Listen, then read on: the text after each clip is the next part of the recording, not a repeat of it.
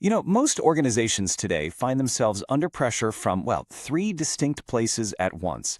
And while these challenges often appear to be separate issues, in reality, they're all symptoms of a single, much deeper structural problem. First, there's the constant pressure on workforce well-being, things like burnout and mental health challenges. These aren't just HR issues anymore. They've become a pretty significant institutional risk to both stability and performance. Then, of course, there's the ongoing challenge of building and maintaining a healthy organizational culture.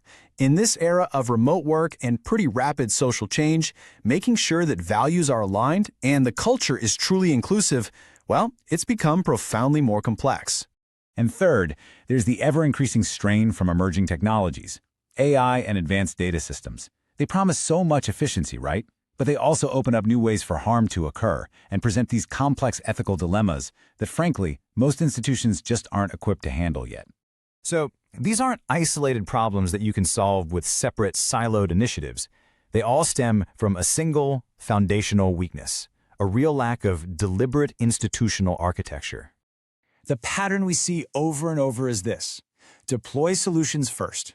We roll out new technologies, launch culture initiatives, commission well-being programs, and we do it all before the underlying governance has even been designed. So the very structures that decide how decisions get made or how we document accountability, they often feel like an afterthought. And without that governance architecture, an institution effectively has no memory of harm. And when an institution can't formally remember, well, it's pretty much destined to repeat.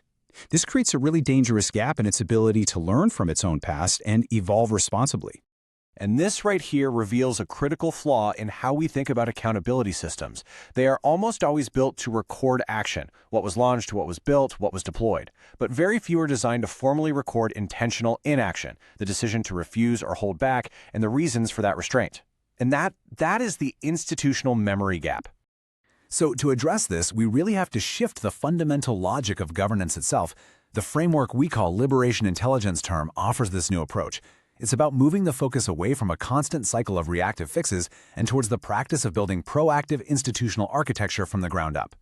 So what is this framework, exactly? It's probably easier to start with what it is not. It is not another technology vendor. It's not a simple compliance audit, and it's not a one-off culture training program. Instead, think of Liberation Intelligence TM as a governance design framework. It operates at the architectural layer of an institution to build those deep connecting structures between well-being, culture, and technology.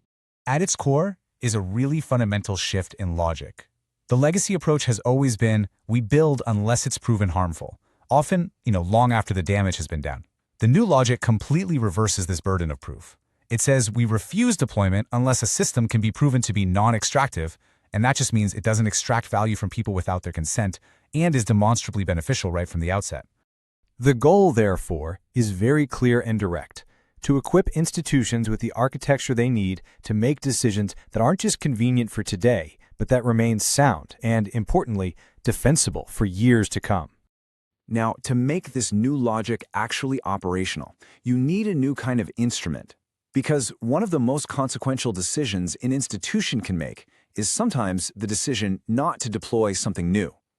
And documenting that restraint is a critical governance function. This instrument is called the non-use ledger technology. It's a formal governance record, and it's designed to provide a structured, auditable way for an organization to document a decision of non-deployment before a technology or a system becomes permanently embedded in its infrastructure. The fact is, not every technology should be implemented. Not every system should be adopted. A responsible, mature institution must therefore have the formal capacity to document its own strategic and ethical restraint. It's really vital to understand that the ledger is not a post hoc justification, a way to explain things away after the fact. It's not a legal shield after a problematic deployment. And it's not designed to block innovation, but rather to ensure that innovation is responsible. It's a tool for enhancing accountability, not a substitute for it. What this does is it reframes the very meaning of refusal. It's no longer seen as an obstacle or a failure of nerve or some vague ethical feeling. Instead, refusal becomes what it really should be: a mature, defensible, and strategic institutional act. This principle, right here, is the foundation of defensible leadership in a complex world. A deliberate refusal isn't a failure to innovate. It is a successful and accountable act of governance.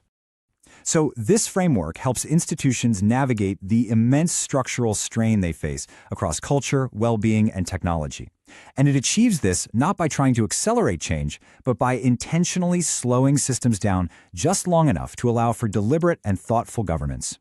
You see, that deliberate pause, it creates the space to ask the right questions, to have the necessary debates, and ultimately to build the kind of institutional architecture that is designed not just for the next quarter, but for the long term. It's the practice of designing governance that lasts.